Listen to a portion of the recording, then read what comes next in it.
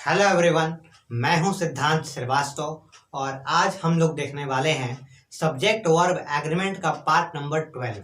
इस पार्ट में हम लोग रूल नंबर 26 को डिस्कस करेंगे और ये हमारा सब्जेक्ट वर्ब एग्रीमेंट का लास्ट पार्ट होगा।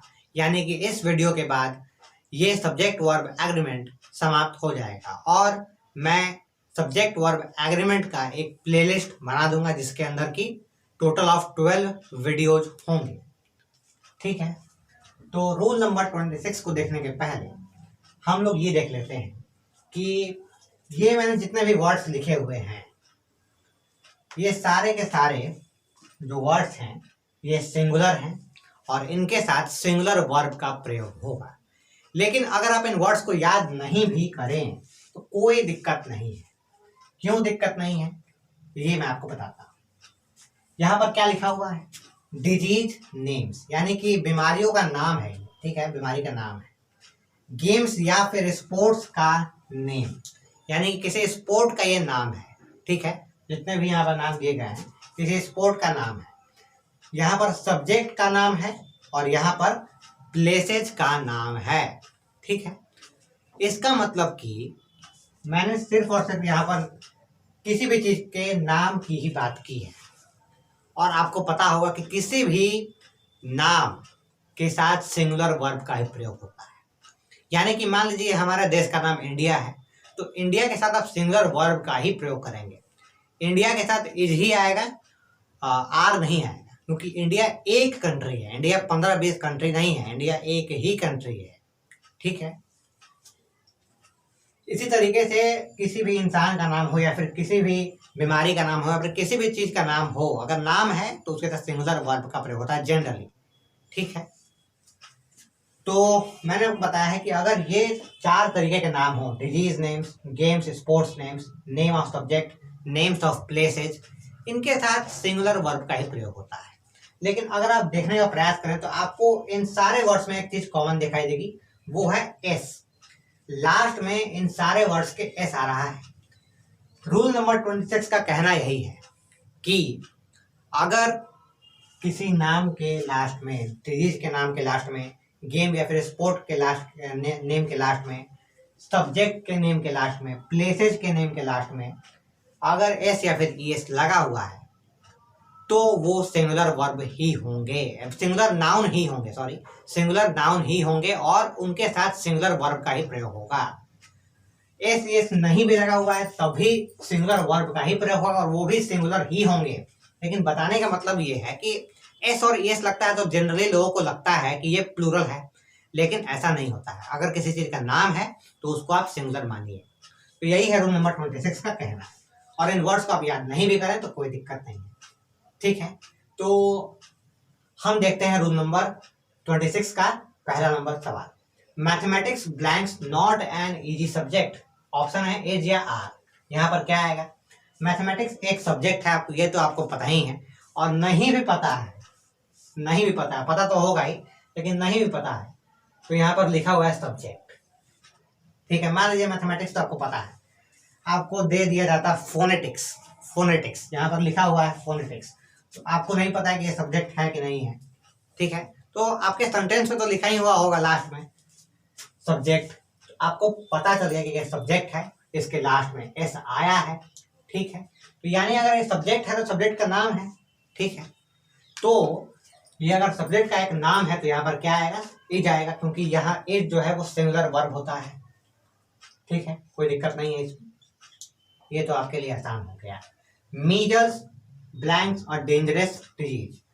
आपने इन वर्ड्स को याद नहीं किया है लेकिन फिर भी ये सवाल आ गया है। तो यहाँ पर लिखा हुआ है डिजीज है तो आपको याद पड़ेगा कि डिजीज का जो नाम है उसके लास्ट में एस एस आया है, तब भी हम सिंगुलर वर्ब का ही प्रयोग करेंगे। तो यहाँ पर क्या आएगा? एज आ जाएगा, क्योंकि एज सिंगुलर वर्ब है और मीजल भी सिंगुलर ही है। ठीक है, क्योंकि मीजल्स एक बीमारी है, एक बीमारी है, 75 बीमारी नहीं है।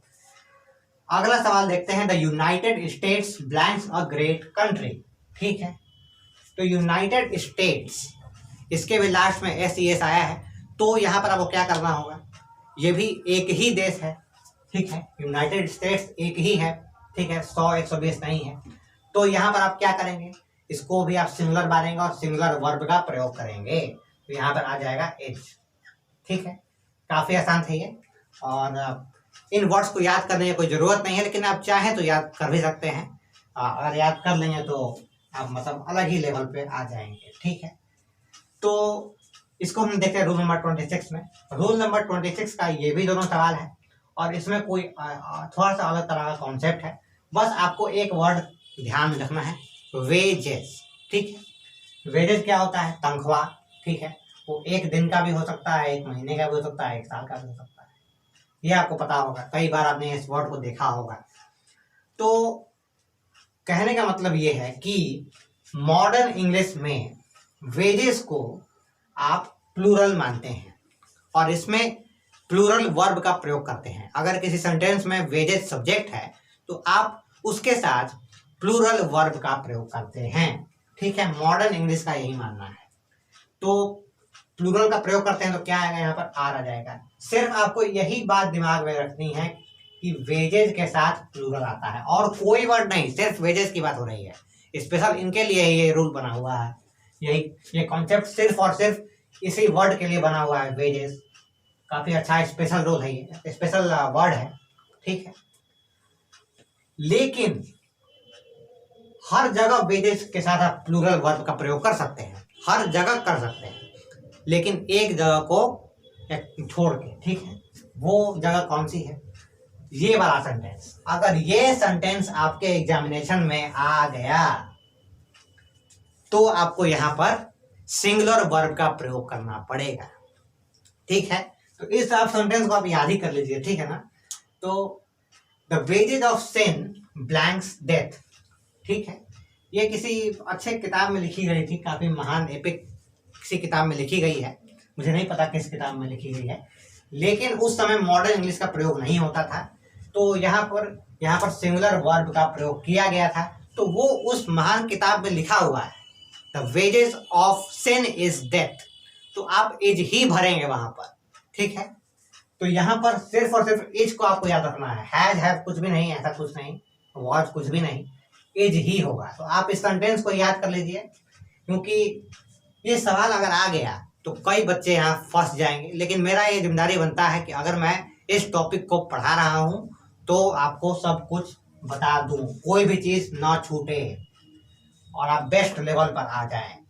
The wages of sin is death, इसको आप याद कर लीजिए। हो सकता है कि आपके क्लास के सबसे तेज बच्चे भी इस सवाल को मतलब गलती कर आ जाए एग्जामिनेशन में, अगर ये सवाल एग्जामिनेशन में आ जाए तो।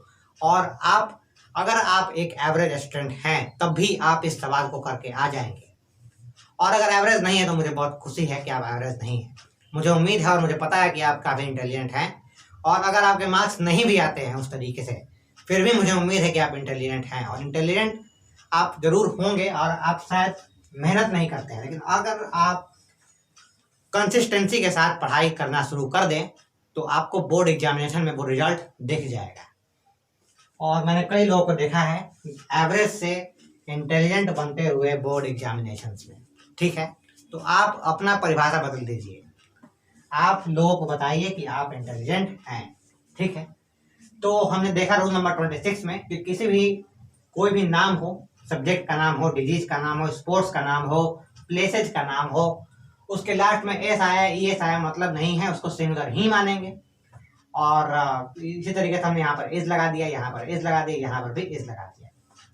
और आपको ध्यान देना होगा कि सवाल सिर्फ इसी तरीके से थोड़े आएगा, हो सकता है कि मल्टीपल चॉइस क्वेश्चन आ जाए, हो सकता है फिल इन द ब्लैंक्स में ही आ जाए जिस तरीके से मैं करवा रहा हूँ, या फिर एरर डिटेक्शन में भी आ जाए, एरर करेक्शन में भी आ जाए। तो एरर करेक्शन में आप ये सवाल कैसे करेंगे? तो देखिए, मान लीजिए कि यहाँ पर आर लिखा होता, मान लीजिए यहाँ पर आर लिखा होता, तो आपको फाइंड आउट करना होता एरर को। तो आप फाइंड आउट करते कि यहाँ पर एरर है आर, और यहाँ पर करेक्शन क्या होगा? एज। ठीक है, तो इस तरीके से सवाल आ सकते हैं। ठीक है, समझ गए आप इस बात को? जितने भी मैंने रूल्स पढ़ाए हैं, जितने भी मैंने सवाल कराए हैं, उस सवाल में इस तरीके से भी फ्रेम हो सकता है, एरर करेक्शन के रूप में भी ये सवाल फ्रेम हो सकते हैं। तो आपको उसके लिए भी एकदम तैयार रहना है, बेखौफ रहना है इस तरीके के सवाल से। ठीक है, तो और इसके बाद हमने देखा कि जो वेजेज हैं इनके साथ प्लूरल वर्ब का ही प्रयोग होता है, लेकिन एक ही सेंटेंस है दुनिया में जिसमें कि इसके साथ इज का प्रयोग होता है। इस सेंटेंस को आप एकदम दिमाग में रख लीजिए, the wages of sin is death. ठीक है, और इन वर्ड्स को अगर आप याद करना चाहते हैं तो बहुत ही अच्छा है, नहीं भी याद करेंगे कोई दिक्कत नहीं है, बेखौफ जा सकते हैं एग्जामिनेशन में। ठीक है, तो चलिए अब मैं इस वीडियो के बाद अगला वीडियो शायद मेरा मैथमेटिक्स का होगा, और इसके बाद अगले हफ्ते हम लोग लेकर आएंगे शायद लेटर या फिर पैसेज। हम देखते हैं कि इसमें क्या करना चाहिए, क्या आपको बताना चाहिए, लेकिन लेटर और पैसेज दोनों ही मैं कवर करवाऊंगा अच्छे तरीके से, और आपका इंग्लिश मजबूत करने का भी मेरा मतलब ये विजन है। ठीक है, तो हमने देख लिया rule number 26, subject verb agreement खत्म हो चुका है, और लेटर और पैसेज के लिए तैयार रहिए। और भी कोई डिमांड हो तो आप कमेंट बॉक्स में लिख सकते हैं, किसी भी सब्जेक्ट में डिमांड हो, साइंस में हो, मैथमेटिक्स में हो, इंग्लिश में हो, तो आप उसको कमेंट बॉक्स में लिख सकते हैं और मैं उसका समाधान निकालने का प्रयास करूंगा। ठीक है, कोई भी प्रॉब्लम हो, कोई भी डिमांड हो, किसी भी तरीके के वीडियो की डिमांड हो, मैं उसको पूरा करूंगा। ठीक है, तो अब अगले हफ्ते में हम लोग इंग्लिश लेकर आएंगे और अगले वीडियो में हम लोग मैथमेटिक्स को डील करेंगे। और अगर आपको मैथमेटिक्स में कोई प्रॉब्लम है तो आप लिख सकते हैं और मैं उसी टॉपिक पे वीडियो बना दूंगा, नहीं तो मैं खुद से भी वीडियो कोई ना कोई बना ही दूंगा। ठीक है, तो यही था इस रूल नंबर 26 में और सब्जेक्ट वर्ब एग्रीमेंट में। इसकी प्लेलिस्ट बन जाने वाली है इस वीडियो के बाद। Thank you for watching this video. पढ़ते रहिए and goodbye and take care.